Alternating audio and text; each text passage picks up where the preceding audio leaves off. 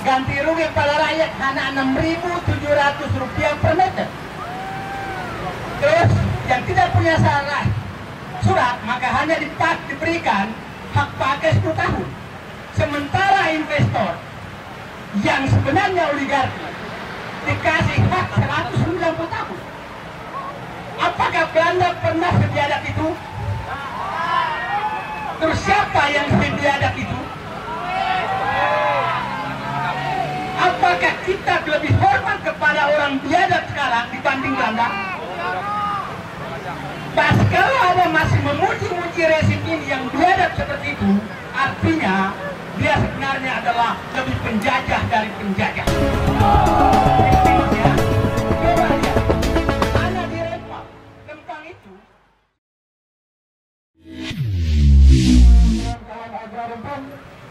Selanjutnya kita panggil Bung Saidudi sekaligus pelopor melawan penggusuran di Banten, kawan-kawan.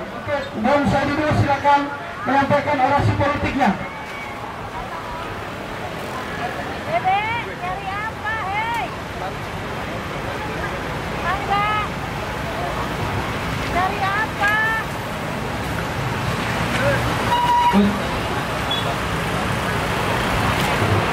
Assalamualaikum warahmatullahi wabarakatuh.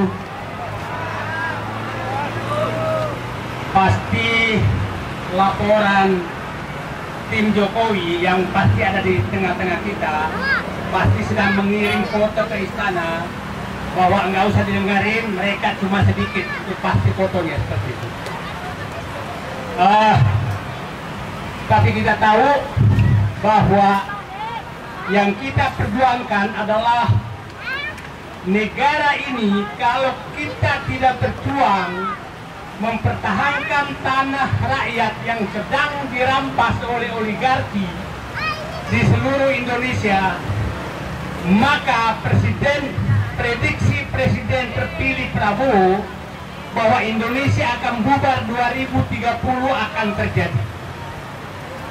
Jadi saya katakan, di tangan bapak-bapak dan ibulah yang hadir di tempat ini yang bisa mempertahankan Indonesia agar tidak bubar. Apabila oligarki terus dibiarkan merampas tanah rakyat, mulai dari Rempang, IKN, PIK 2, dan berbagai tanah tambang dan perkebunan yang sedang dirampas, maka prediksi Presiden terpilih Prabowo bahwa negara akan bubar 2030 saya yakin terjadi. Jadi perjuangan kita bukan sederhana. Melawan perampasan tanah rakyat oleh para oligarki adalah mempertahankan negara kesatuan Republik Indonesia. Itu yang harus ditanamkan. Orang yang mendukung perampasan tanah, penggusuran rakyat di berbagai tempat, termasuk di PIK, PSN PIK 2, adalah orang-orang yang khianat kepada rakyat bangsa Indonesia dan ingin membubarkan Republik Indonesia menjadi terpecah belah. Itu kita harus katakan demikian. Kenapa saya berkesimpulan seperti itu? Kenapa saya agak berkesimpulan kayak itu?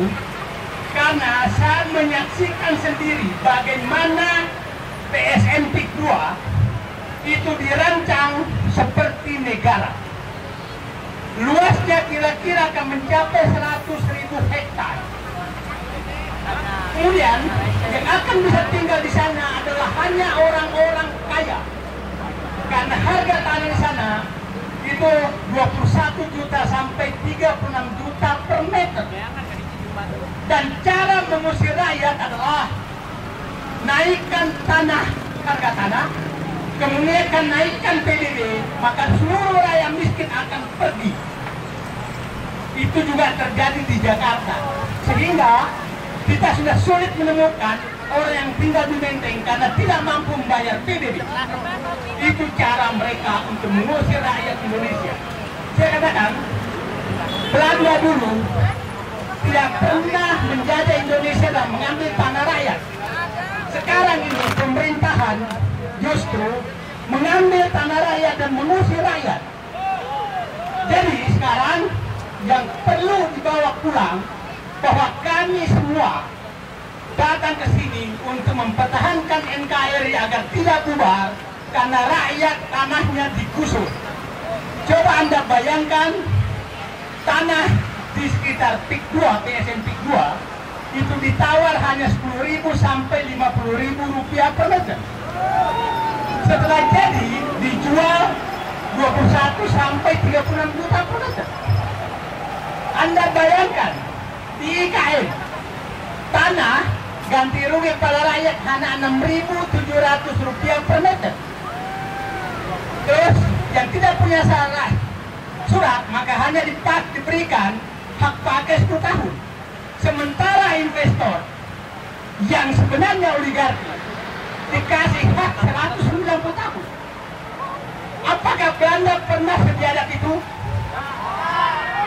Terus siapa yang sebiadab itu? Apakah kita lebih hormat kepada orang biadab sekarang dibanding Belanda? Pas kalau ada masih memuji-muji rezim ini yang biadab seperti itu, artinya dia sebenarnya adalah lebih penjajah dari penjajah. Itu intinya. Coba lihat tanah di Rempang itu sudah tinggal di situ sejak Indonesia belum ada. Tapi karena Cina mau datang, maka MOU lah Bahlillah Halabiyah, susah saya nyebutkan namanya, di Cina. Kemudian Airlangga disuruh menandatangani PSN bulan Juli ke bulan Agustus, keluarlah Bahlillah Halabiyah menyatakan Rempang harus digusur, dikosongkan. Kurang biadab apa seperti itu? Ya, kenapa kita harus berdoa? Karena di belakang gedung kita ini tidak ada lagi perjuangan untuk rakyat. Anggota DPR, pimpinan partai politik, politisi tidak pernah ada berdiri membela rakyat yang digusur. Kenapa? Karena saya yakin mereka sudah dibawa ke tiap para cukong-cukong mereka. Dan cukong-cukong mereka itulah oligarki yang menggusur rakyat. Jadi sekarang tidak ada cara lain bangsa Indonesia kita semua kecuali kita berjuang sendiri. Jangan harapkan di belakang ini nggak ada lagi yang mau. Saya selalu prinsip saya sebagai manusia merdeka, saya menyatakan sisakan ruang ketidakpercayaan kepada para politisi. Saya tidak, karena mereka tidak pernah berpihak untuk membela kita. Pernahkah membela para petani? Adakah yang teriak kalau subsidi pupuk dicabut? Tidak ada.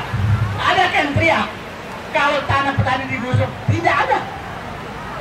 Justru mereka diam pada saat impor pangan, produk pertanian dari luar negeri. Masihkah kita pantas percaya kepada mereka? Sekarang saatnya kedaulatan kita ambil kembali dari wakil-wakil yang menyatakan wakili rakyat. Kita ambil kedaulatan itu, dan saya percaya Presiden terpilih akan mendengarkan suara rakyat. Kita saksikan tanggal 22 Agustus kita di sini demo untuk menolak undang-undang pilkada. Akhirnya saya yakin itu Presiden terpilih memerintahkan untuk mengikuti aturan MK. Oke? Kita masih ingat bagaimana Presiden terpilih membatalkan, menunda ekspor pasir yang kita tahu pasti sudah dibagi-bagi dan dia batalkan. Artinya kita harus ada harapan kepada Presiden terpilih. Wahai Presiden terpilih Prabowo, di tanganmu kami titipkan bangsa ini agar tidak bubar. Tapi apabila kau angkat tangan juga tidak bisa malah menghalangi oligarki berkuasa, maka jangan salahkan rakyat kalau turun semua mengusir mereka. Tapi kalau Pak Prabowo menggunakan kekuasaannya untuk menata ulang semua, maka kami semua di belakang Bapak mendukung Bapak untuk menggusur oligarki agar tidak membubarkan Indonesia. Oke? Saya katakan Oligarki bukan lagi tujuannya menguasai Indonesia, tapi ingin membubarkan Indonesia. Itu saya nyatakan. Kenapa? Karena seluruh tanah-tanah rakyat di berbagai daerah sudah dikooptasi oleh mereka. Kalau tanah sudah nggak ada, maka rakyat nggak punya kekuatan apa-apa. Satu-satunya cara mempertahankan Indonesia adalah jangan mengambil tanah rakyat. Itu satu-satunya cara. Kalau Anda membiarkan oligarki mengambil tanah rakyat, artinya Anda setuju dengan pembubaran Indonesia. Itu saja.